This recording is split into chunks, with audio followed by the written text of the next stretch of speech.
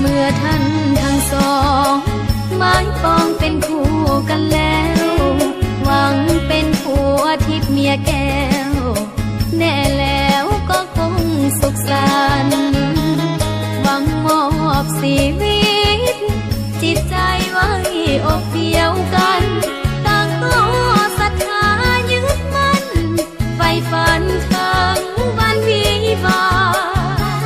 พ่อแม่ญาติมิตรต่างคิดต่อเติมเสริมสร้างช่วยเป็นภาระทุกอย่างให้สมดังปรารถนาให้คู่สมรสสมหักสมดังอุราพ่อแม่เพื่อนฝูงทั่วหน้าต่างก็มาให้อวยพรใส่จงของหักให้ยืนยาวมันอย่าแปรผันจนวันแก่เฒ่าลงไปทรัพย์สินเงินทองขอจงนึงน้องหลั่งไหลแม้นเกิดเป็นลูกหญิงชายให้เลิศด้วยปาฏิภาณบัดนี้ทั้งสอง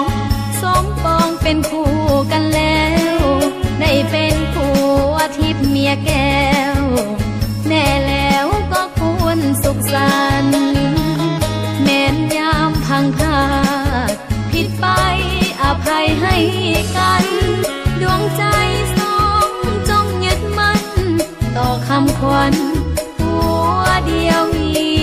ยเดียว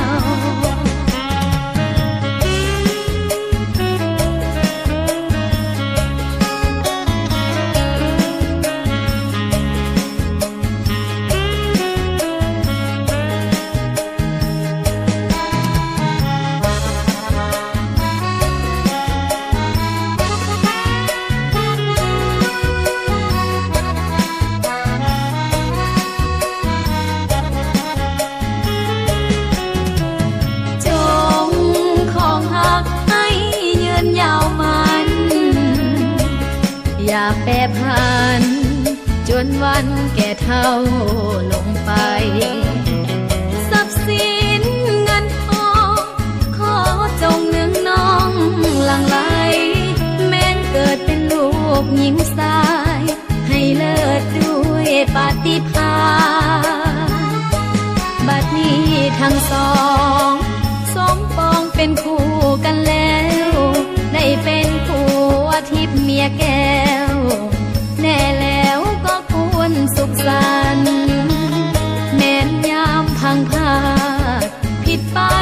อภัยให้กันดวงใจสองจงยึดมั่นต่อคำขวัญ